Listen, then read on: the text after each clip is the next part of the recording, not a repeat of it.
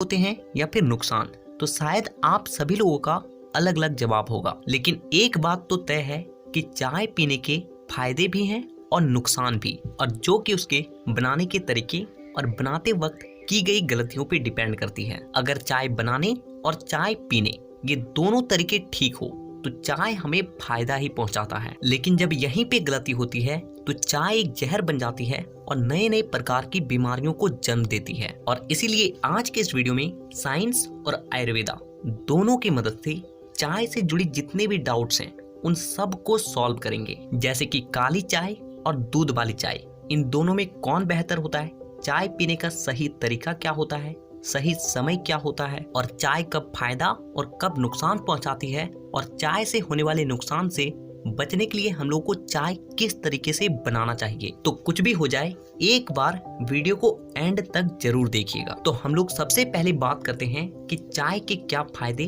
और क्या नुकसान है, क्योंकि हम लोग को अक्सर ये सुनने को मिलता है कि हमें चाय नहीं पीना चाहिए, बच्चों को चाय पीने नहीं देना चाहिए, और ना जाने बहुत तरह की बातें होती है। तो सबसे पहले हम लोग इसी को सॉल्व करते हैं। तो हम लोग सबसे पहले चाय से होने वाले नुकसान के बारे में जानते हैं। तो देखिए, चाय को जिस चीज से बनाया जाता है यानी कि चाय पत्ती, इसमें दो ऐसी चीजें पाई जाती है जो कि हमारे बॉडी के लिए बिल्कुल भी ठीक नहीं है। सबसे पहली चीज टैनिन। देखिए, ये एक ऐसी कंपाउंड है ना जो कि हमारी बॉडी में आयरन को एब्जॉर्ब होने से रोकती है, और जिससे होता क्या है कि हम लोग का जो ब्लड है यानी कि खून है वो पतला होने लगता है और उसका निर्माण कार्य भी बहुत ज्यादा धीमा पड़ जाता है। और दूसरी चीज जो इसमें पाई जाती है वो है कैफीन, जो कि एक स्लो पॉइजन की तरह हमारे लिए काम करता है। देखिए, कैफीन क्या करता है कि जैसे ही हम लोग चाय पीते हैं तो वो सीधा जाकर हमारे ब्रेन पे असर डालती है और ब्रेन को तुरंत ही एक्टिव कर देती है, और धीरे धीरे करके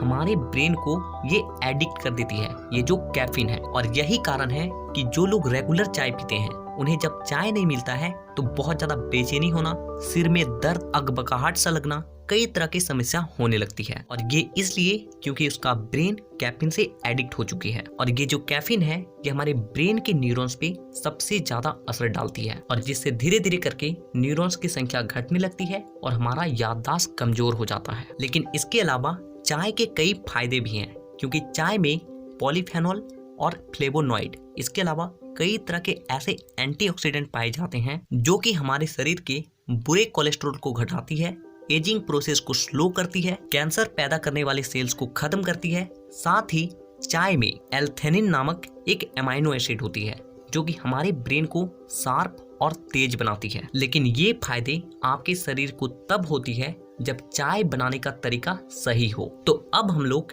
चाय बनाने का सही तरीका जानते हैं आयुर्वेदा की मदद से।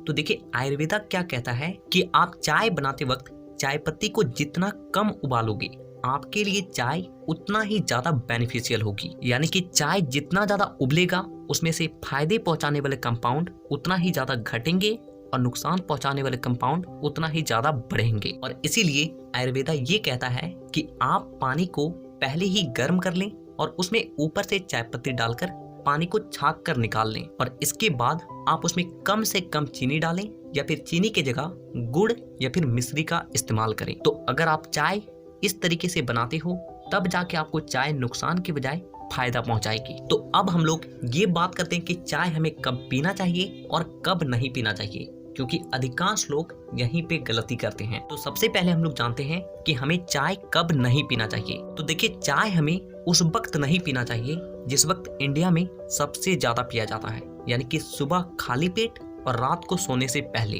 देखिए, आज हमारे भारत में दिन की शुरुआत ही चाय से होती है, लेकिन ये एक बहुत गलत तरीका है अगर आप खाली पेट सुबह चाय पीते हो तो, क्योंकि सुबह आप अपने पेट में जो कुछ भी डालोगे वो आपका बॉडी बहुत तेजी से एब्जॉर्ब करता है। लेकिन सुबह सुबह जब हम लोग चाय पीते हैं तो ये क्या करता है कि हमारी बॉडी में जाकर जितने भी गुड बैक्टीरिया होते हैं उन सबको खत्म कर देता है, और हमारा जो पाचक रस है यानी कि हमारा जो लार है उसे भी पतला बना देता है, और जिससे जब हम लोग भोजन करते हैं तो भोजन ठीक तरीके से टूट नहीं पाती है और वो पचने के बजाय सड़ने लगती है। और जब आपका भोजन सड़ता है तो यहीं से शुरुआत होती है बीमारियों का, क्योंकि 80% बीमारियों का शुरुआत होता है आपके पेट से, और आपके पेट से उस वक्त जब आपका भोजन पचने के बजाय सड़ता है। और रात को हमें सोने से पहले या फिर सोने से 1 से 1.5 घंटे पहले चाय इसलिए नहीं पीना चाहिए क्योंकि चाय में कैफीन होती है और कैफीन क्या करता है कि हमें नींद ही नहीं आने देता है और जिससे गहरी नींद नहीं आती है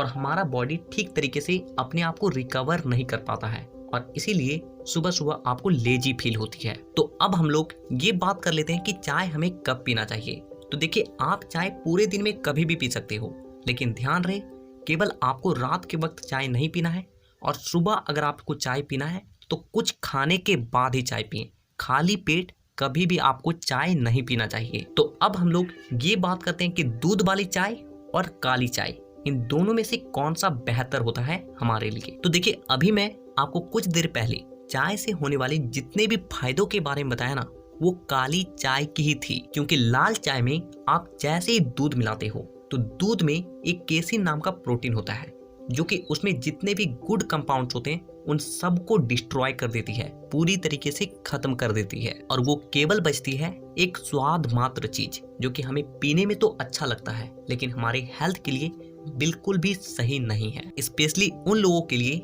जिनके फेस में एक्ने, पिंपल, दाग धब्बे हैं, साथ ही जिन्हें गैस का प्रॉब्लम होता है, उनके लिए तो दूध वाला चाय बिल्कुल भी सही नहीं है। तो हमें नीचे कमेंट करके ये जरूर बताइएगा कि आप में से चाय किनको किनको बहुत ज्यादा पसंद है और आप एक दिन में कितनी बार चाय को पीते हो। अगर आप हेल्थ और फिटनेस रिलेटेड वीडियोस को देखना चाहते हो तो आज ही चैनल को सब्सक्राइब करके बेल आइकन को दबाना बिल्कुल भी मत भूलिएगा ताकि अगली वीडियो में जब भी लाऊं आपके पास वो वीडियो सबसे पहले पहुंचे। तो वीडियो देखने के लिए दिल से धन्यवाद।